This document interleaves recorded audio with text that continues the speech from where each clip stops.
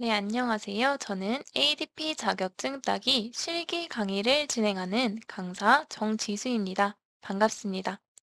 오늘은 ADP 실기 시험 개요 및 데이터 전처리 1번에 대해서 진행해 보겠습니다. 이렇게 자격 시험 페이지가 나오고 여기에 들어가셔서 자격 안내에 데이터 분석 클릭해 주시면 되겠습니다. 데이터 분석을 클릭하시면 데이터 분석 전문가 자격 소개와 시험 주요 내용, 그리고 출제 문항 및 배점, 응시 자격 및 합격 기준이 나오고요. 저희 자격증이 어떤 자격인지는 알고 있기 때문에 넘어가고요. 시험 주요 내용에 대해서 한번 살펴보면 필기의 경우에는 이렇게 과목명과 주요 항목이 나와 있는데요. 실기의 경우에는 데이터 분석 실무라고만 나와 있는 것 확인할 수 있겠습니다. 그리고 출제 문항 및 배점에서도 필기와는 다르게 실기에서는 배점만 나와 있고요. 정확히 어떤 문항이 나오고 또 몇 개의 문항이 나오는지는 서술되어 있지 않습니다. 다만 시험 시간이 4시간이라는 것은 기억해 두셔야 되고요. 마지막으로 응시 자격 및 합격 기준을 확인을 해보면 응시 자격은 다들 가지고 계시겠지만 필기 시험을 합격하셔야 합니다. 우선 필기 시험을 합격하시고 난 다음에 실기 시험을 치를 수 있고요. 필기 시험에 합격하셨어도 2년 안에 실기 시험을 치셔야 합니다. 그리고 합격 기준은 저희 실기 합격은 75점 이상 되어야 하고요. 이렇게 실기가 최종 합격이 되면은 그 이후에 응시 자격 증빙 서류를 여기 K데이터 여기에 제출을 하시면 되겠습니다. 네, 이까지가 실기시험 개요였고요. 저희 그러면 데이터 전처리 부분부터 먼저 시작을 해보겠습니다. 네, 저희 실기 실습 환경은 콜앱이라는 클라우드 실습 환경이고요. 콜앱을 사용하기 위해서는 구글 계정이 필수적이기 때문에 구글 계정이 없으신 분들은 구글 계정을 만드시고 저를 따라 진행해 주시면 되겠습니다. 여기서 검색창에 콜앱이라고 쳐보시면요. 이렇게 바로 상단에 콜라보토리에 오신 것을 환영합니다. 여기를 클릭하시면 되겠습니다. 콜앱에 들어가시면 저는 미리 만들어 놓은 노트북이 있기 때문에 이렇게 아래에 노트북들이 뜨고요. 아직 만드시지 않으신 분들은 여기 새 노트를 클릭해 주시면 되겠습니다. 새 노트를 클릭하시면 이제 저희가 실습할 환경이 보이게 될 건데요. 네, 여기서 이 언타이틀드라고 한 이 부분은 저희 노트북의 이름이 되겠고요. 저희가 실제로 실습을 진행하는 이 셀이라는 것이 있습니다. 이 셀 안에 저희는 파이썬 코드를 작성할 수 있고요. 예를 들어 현재 1 더하기 1을 해볼게요. 하고 Shift 엔터 치시면 되고요. Shift 엔터를 치시면 이렇게 셀이 돌아가면서 실행이 진행 중인 것을 확인할 수 있겠습니다. 혹은 이렇게 셀 위에 마우스를 올리셔서 여기 동그라미 버튼을 클릭하셔도 괜찮습니다. 1 더하기 1 한 결과가 2가 나온 것을 알 수 있고요. 현재 처음이라서 시간이 조금 걸리는 것을 확인할 수 있었는데요. 지금 런타임이 한번 연결이 되었기 때문에 지금은 또 빠르게 될 겁니다. 1 더하기 2를 한번 쳐보면 바로 수행이 되는 걸 알 수 있죠? 이런 식으로 저희는 이 콜앱 환경에서 ADP 실기시험 준비를 하게 될 것입니다.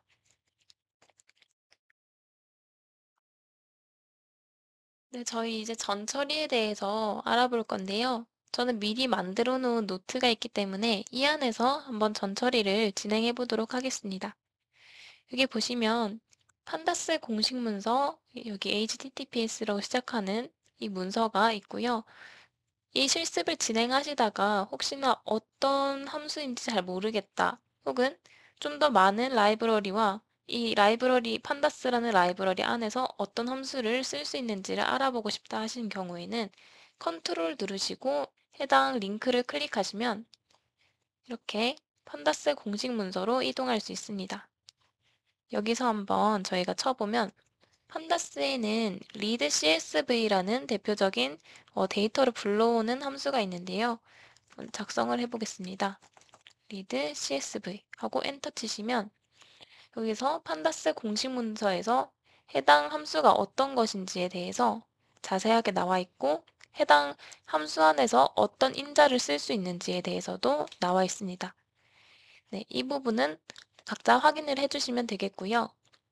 그리고 추가적으로 아셔야 할 것은 저희가 라이브러리를 해당 콜앱에서 기본적으로 저희가 라이브러리를 제공받는 것도 있지만 최근에 나온 어떤 새로운 라이브러리들은 이 콜앱 환경에 반영이 되지 않았기 때문에 해당 라이브러리를 설치하고 싶을 때는 여기 옆에처럼 느낌표를 붙이고 pip install 그리고 해당 패키지 네임을 써주시면 됩니다.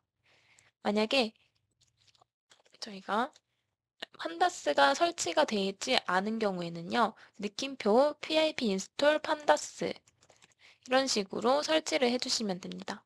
한번 저희가 설치하는 거를 보여드릴게요. 이미 설치가 되어 있지만 한번 실행을 시켜보면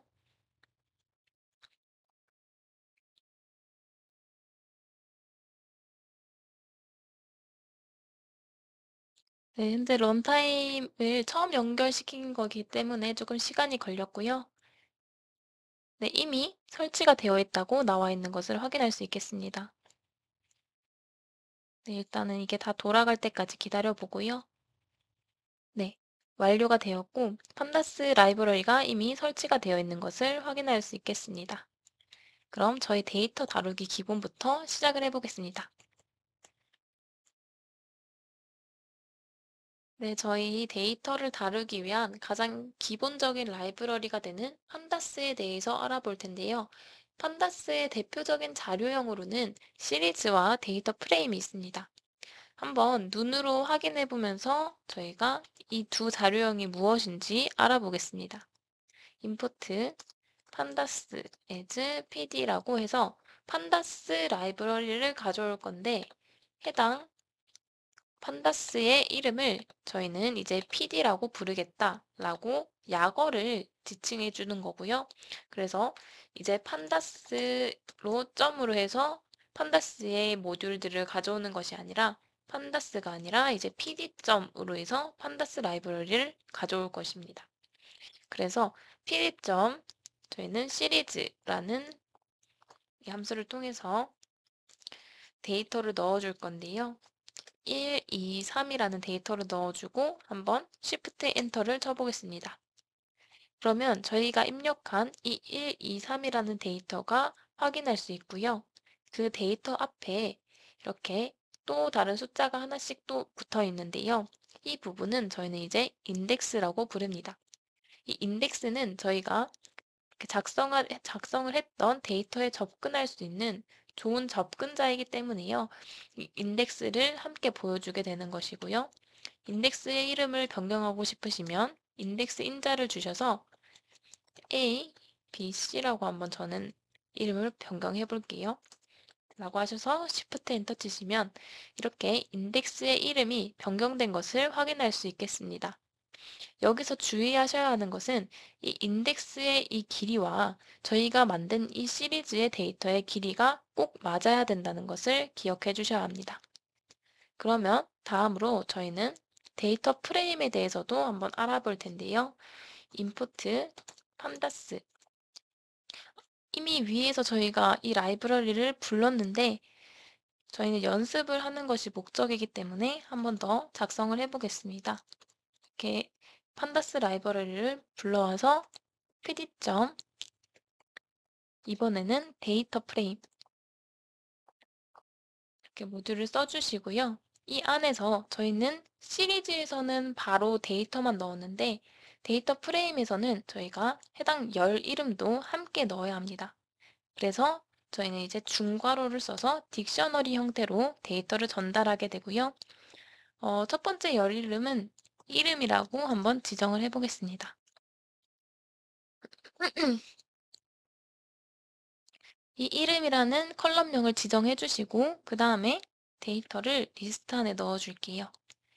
이름은 홍길동, 홍길산, 홍길 0이라고 해볼게요. 이렇게 데이터를 하나 넣어줬고요. 데이터 프레임에 또 다른 열을 한번 지정을 해보겠습니다. 그러면 나이라는 열을 지정해서요. 똑같이 리스트에 10, 20, 30이라고 지정을 해볼게요. 그 다음에 Shift 엔터 쳐주시면 됩니다. 그러면 이렇게 아까 저희가 시리즈에서 봤던 이 한 줄짜리가 아니라 이제 두 줄짜리의 시리즈가 뭉쳐져서 하나의 데이터 프레임을 완성시키는 것을 확인할 수 있고요.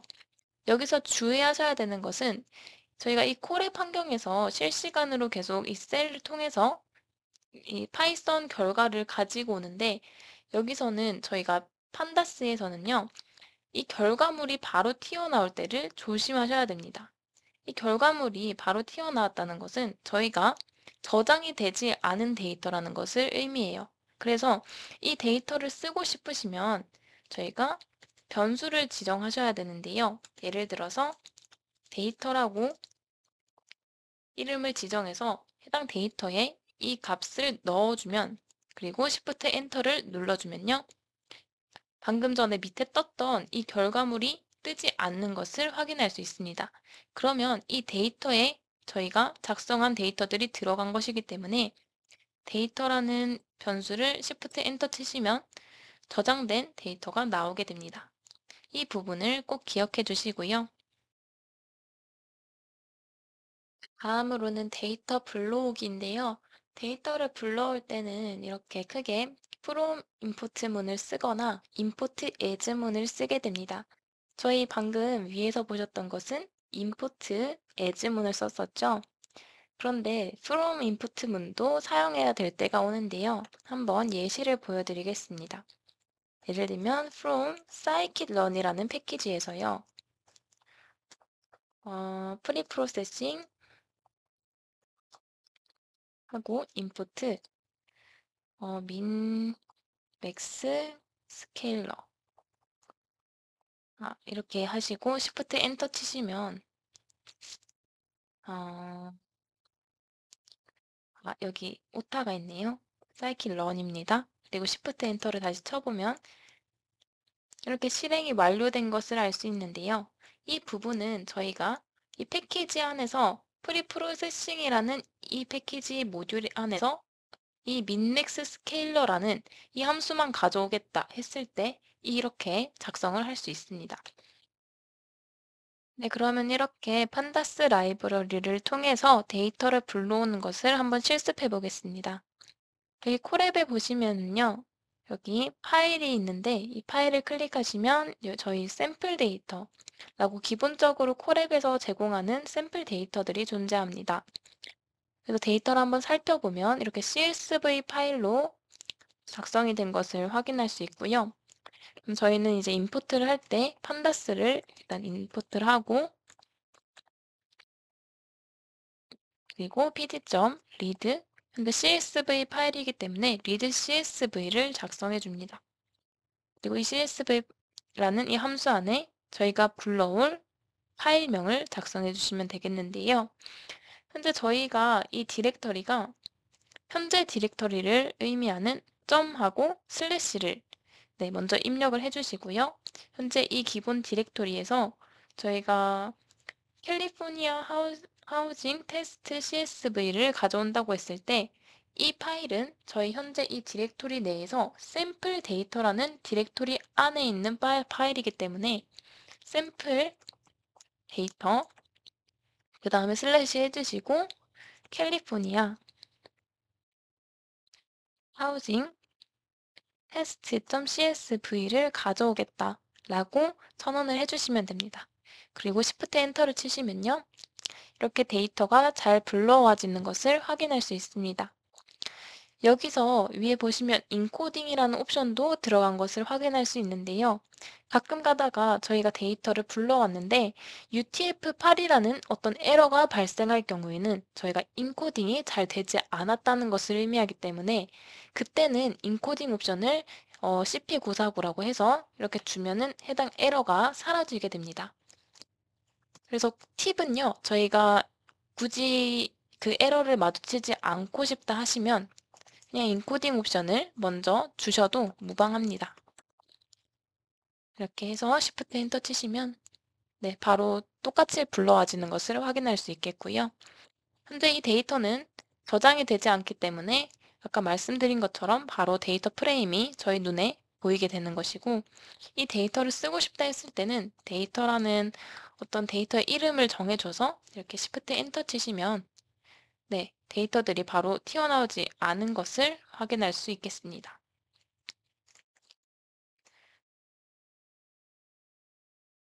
네, 다음으로는 저희 데이터를 한번 살펴볼 텐데요.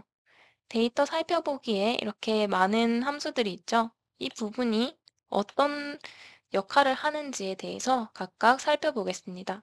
먼저 데이터는 저희가 또 샘플 데이터를 받을 수 있는 시본이라는 라이브러리가 있는데요. 시본이라는 라이브러리는 사실 시각화 라이브러리긴 한데요. 이렇게 내장 데이터로 저희에게 샘플 데이터를 제공하기 때문에 이 데이터로 한번 이 데이터를 살펴보겠습니다.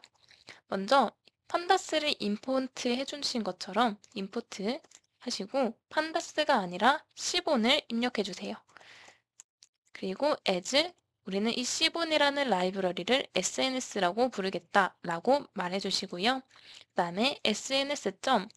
방금 저희 판다스에서는 read CSV 혹은 read excel이라는 이런 함수를 썼었죠. 그런데 SNS에서는 내장 데이터를 불러올 때 load dataset이라는 명령어를 사용합니다. 그러면 이 안에서 저희는 한번 타이타닉 데이터를 가져와 볼게요. Shift 엔터 치시면요. 네, 이렇게 데이터 프레임이 하나 보이고요.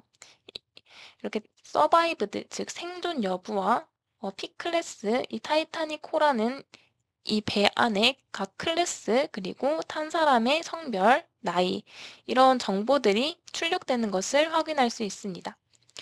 해당 정보를 저희는 이제 가공하고 또 살펴봐야 하기 때문에 데이터를 먼저 저장을 해주고요. df라는 이름으로 한번 저장을 해보겠습니다. 그러면 Shift 엔터 치시면 데이터 저장이 되었고요. 데이터를 한번 확인을 해보면 df를 치셔서 Shift 엔터 치시면 똑같이 저장된 것을 확인할 수 있겠습니다. 네, 여기서부터 저희가 한번 데이터를 살펴볼게요. 먼저 저희가 df.shape이라고 되어 있는 이 명령어를 한번 쳐보겠습니다. 그러면 이렇게 튜플 자료형으로 891,15가 나오는데요. 여기서 이 891은 저희 행의 개수고요. 이 15는 저희 컬럼의 개수입니다. 그래서 여기 아까 df로 다시 돌아가셔서 Shift 엔터 치시면 제일 마지막에 891 로우스와 15개의 컬럼이 존재한다 라고 하는 부분을 저희가 명시적으로 한번 쉐이프를 통해서 이렇게 확인을 할 수가 있고요. 각 데이터를 사용하고 싶으시면 저희 리스트 쓰시는 것처럼 0을 쓰시면 891이 이렇게 나오고요. df.shape에서 1을 치시면 아까 행이 출력되는 것을 확인할 수 있겠습니다. 네, 이렇게 다 프린트를 하지 않았기 때문에 결과물이 가장 마지막에 친 이 명령어만 이렇게 프린트가 되는 것을 알 수 있고요. 둘 다 프린트하고 싶으시면 프린트 명령어를 작성해 주시면 됩니다. 이렇게 프린트. 네, 이렇게 둘 다 나오는 것을 확인할 수 있고 조금 더 자세하게 말하고 싶으면 행의 수, 컬럼 이렇게 해주시고요. 열의 수, 네, 이런 식으로 프린트 옵션을 주셔서 출력하시면 되겠습니다. 네, 잘 출력이 되는 것 확인할 수 있고요. 다음으로는 저희 데이터 분석에서 그 EDA 과정에서 가장 중요한 df.info입니다. 한번 작성을 해볼게요. df.info 하시면 저희가 이 데이터 프레임에 대해서 굉장히 많은 정보를 확인할 수 있습니다. 주요 정보로는 여기서 레인지 인덱스에서 891 엔트리스, 즉 891행이 있다라고 하는 것을 알 수 있고요. 데이터의 컬럼은 15개가 있다. 이 부분도 확인할 수 있습니다. 추가적으로 아까 쉐입에서는 저희가 행과 열의 수를 알 수 있었다면 인포에서는요. 각 컬럼에 이제 결측치 현재 891행에서 891행이 있으면 이건 결측이 없는 건데 AG 컬럼을 보시면 714행밖에 없죠. 그러면 이 AG 컬럼은 결측이 존재하는 것을 알 수 있습니다.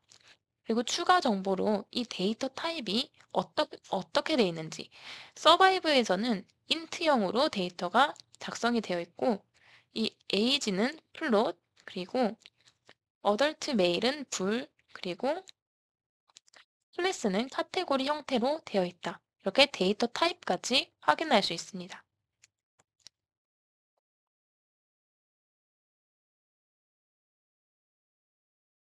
네. 특히나 이제 결측지 같은 경우는요, 저희가,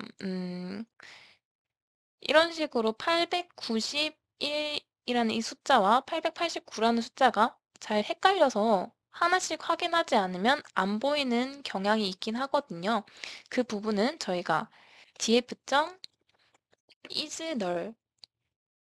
이라는 함수를 써서요. 이 널 값을 보여주는데 해당 값을 sum해서 보여주세요 라고 이렇게 작성을 하면 좀 더 직관적으로 해당 데이터가 어떤 데이터가 결측이 있는지 확인할 수도 있으니까 이 부분도 기억해 주시고요.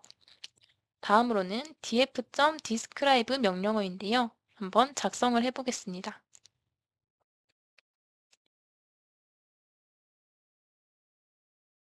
df.describe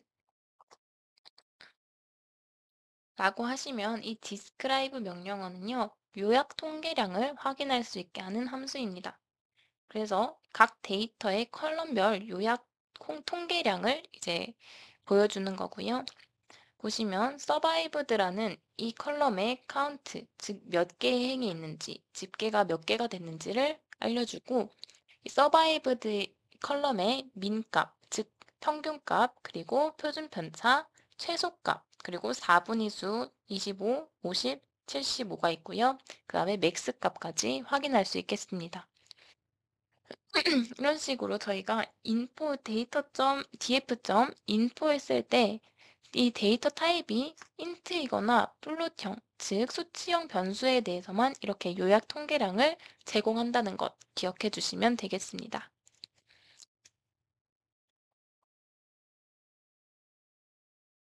다음으로는 저희가 이제 헤드 테일에 대해서 알아보겠습니다. df.head를 치시면요. 데이터가 5개밖에 보이지 않죠? 이거는 이제 저희가 가지고 있는 데이터 프레임에 상위 5개의 행을 샘플로 먼저 보여주는 역할을 하고요. 이 헤드 안에 숫자를 10으로 해주시면 10개의 행을 출력하는 것을 볼 수 있습니다. 이런 식으로 저희가 데이터를 샘플로 확인할 수 있게 하는 것이고요. df.head가 아니라 테일을 하시면 상위가 아니라 하위에 존재하는 데이터들을 확인할 수 있습니다. 가장 마지막 행에 해당하는 890행부터 이제 886행까지 총 5개의 행 정보를 이제 이렇게 확인할 수 있고요. 테일 또한 이 안에 숫자를 작성해 주시면 그 숫자만큼의 행을 보여주게 됩니다. 이게 헤드와 테일의 개념이었고요. 마지막으로 이제 유니크 그리고 밸류 카운트에 대해서 알아보겠습니다. 보시면 df.unique를 만약에 하시면요. 에러가 나죠? 데이터 프레임은 이 유니크라는 어트리뷰트를 가지고 있지 않습니다라는 에러를 발생시킵니다. 그래서 이 유니크 함수는요. 각 시리즈에 대해서 저희가 사용을 할 수 있는데요. 예를 들면 현재 저희가 하치에 대해서 유니크를 확인해 봅시다. 하치라는 이 시리즈에 대해서 유니크를 써보니까 0부터 6까지의 숫자가 존재하는 것을 알 수 있죠. 그래서 이 유니크 함수가 뭐냐라고 했을 때는 이 이 열에 존재하는 각각 고유의 숫자들을 출력해 줍니다. 그래서 이 결과는 파츠라는 이 컬럼에는 0부터 6까지의 숫자밖에 없어요. 라는 뜻이고요. 파츠 말고 근데 지금 가장 직관적으로 확인할 수 있는 서바이브드는 살았을 때 1, 그리고 사망 시 0이라고 작성이 되는 것인데요. 그럼 1과 0밖에 안 나오겠죠? 자, 한번 확인을 해보겠습니다. 네, 0과 1로만 존재되어 있는 이 컬럼이다 라는 것을 확인할 수 있습니다. 그리고 이와 비슷한 것이 value count라는 것이 있는데요. 이제 한번 사용을 해보겠습니다. df. 이번에는 p 클래스라는 컬럼에서 value counts를 사용해 볼게요. 그러면 이 p 클래스에 대한 각 고유값이 나오고요. 이 p 클래스는 1, 2, 3이라는 각 고유값을 가지고 있는데 그 p 클래스는 3이라는 이 값이 3이라는 값을 가지고 있는 행이 총 491개의 행이 있고 1이라는 고유값을 가진 행이 216개의 데이터가 있고요. 2라는 이 고유값을 가진 행이 184개가 있다 라고 알려줍니다. 그래서 각 고유값이 몇 개가 있는지를 빈도수를 확인할 수 있는 명령어입니다. 그 부분을 확인해 주시면 되겠고요. 네, 다음으로 이제 결측치 확인 및 처리에 대해서 알아보겠습니다. 결측지 확인 및 처리의 이 부분에 약간 네, 제가 정리를 해놨는데 조금 보기 쉽게 다시 정리를 해볼게요. 이렇게 해서 네, 이런 식으로 다시 정리를 해서 Shift 엔터 치시면 네, 조금 더 보기 깔끔해졌습니다. 네, 저희 아까 결측치에 대해서 인포 명령어로 한번 확인을 했었고요. 또 조금 더 저희가 직관적으로 알 수 있는 방법에 대해서 df.isNull.sum을 써서 각 컬럼별로 네, 저희가 가지고 있는 결측치가 얼마나 되는지까지 확인할 수 있었습니다. 이 부분이 저희 isNull에 대한 부분이고요. 다시 한번 확인을 해볼게요. df.isNull.sum을 해주셔서 네, 지금 보시면 age 그리고 인바크드, 데크 그리고 인바크드 타운이라는 이 네 가지의 컬럼에서 저희가 결측이 존재하는 것을 확인할 수 있고요. 이 결측을 확인한 후에 어떻게 처리하느냐에 대해서 여기 보시는 네, fill NA 그리고 drop NA를 사용해서요. 저희가 결측치를 채우기를 원한다면 fill NA 명령어를 사용하고요. drop NA는 결측이 있는 행을 그냥 다 지워버릴래 라고 했을 때 이제 drop NA를 쓰게 됩니다. 이 한번 fill NA를 네, 써볼게요. 일단은 이 값을 df라는 이 데이터 프레임을 먼저 카피를 해서요. df1이라는 것에 저장을 하고요. df2에도 한번 df를 저장을 해볼게요. 그럼 이 실행을 하면 df1과 df2는 지금 현재 데이터 프레임, 저희가 가지고 있는 이 타이타닉 데이터 전부를 똑같이 가지고 있는 상태가 됩니다. 그러면은 df1에서 네, 현재 결측 처리가 안 된 age 그리고 인바크드 그리고 데크 인바크드 타운이 존재하는 것 똑같이 확인할 수 있고요. 여기서 df1.fill na로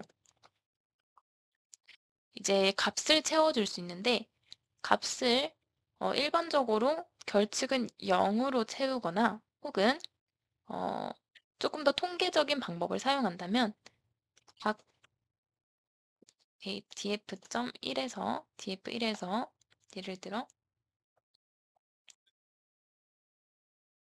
age를 결측을 채울 건데 어떻게 채울 것이냐 df1의 age의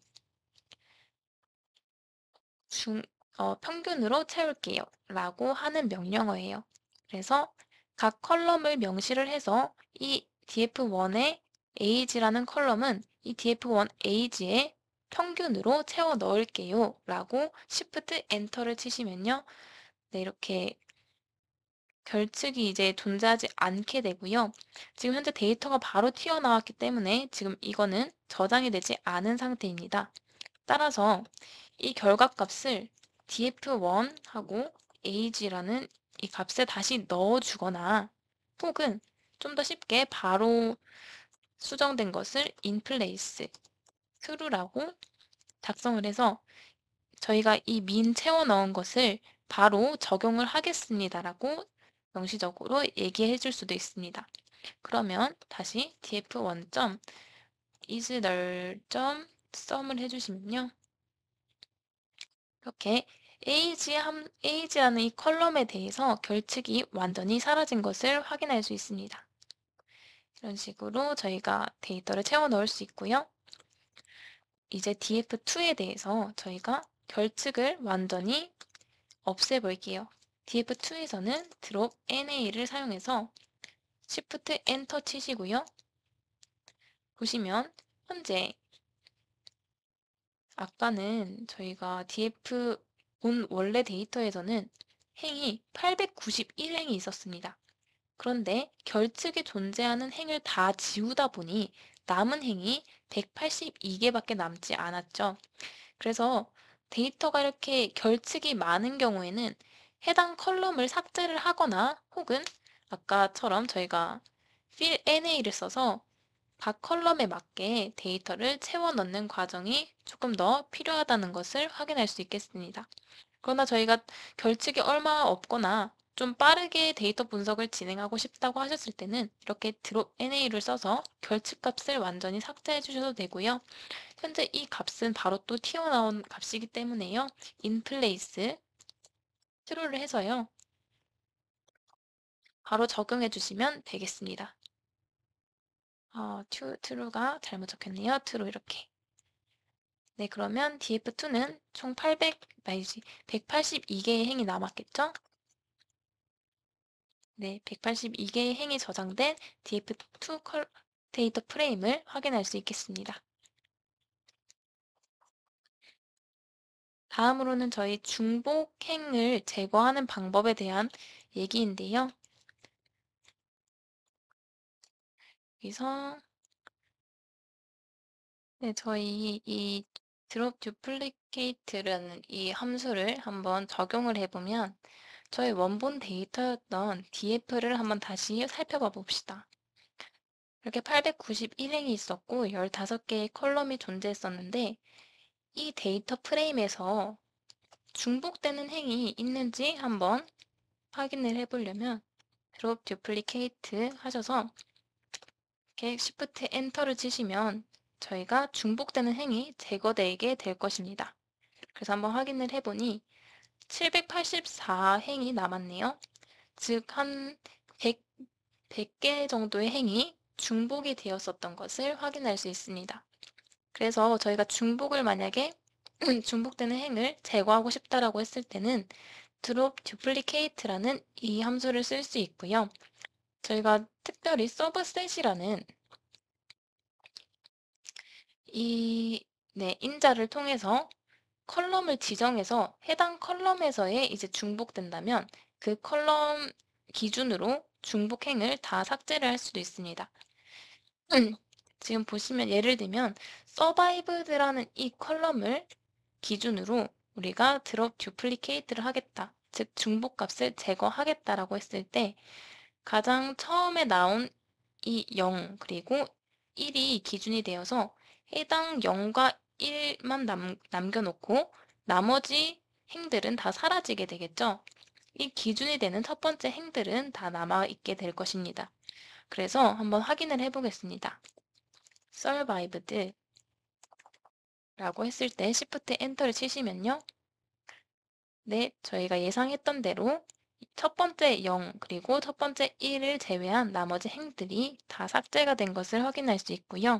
이 서브셋에는 저희가 기준되는 열들을 계속해서 추가할 수 있기 때문에 P클래스라는 이 열도 한번 추가를 해서 두 컬럼을 함께 보겠습니다. 그러면 Shift 엔터 치시면요.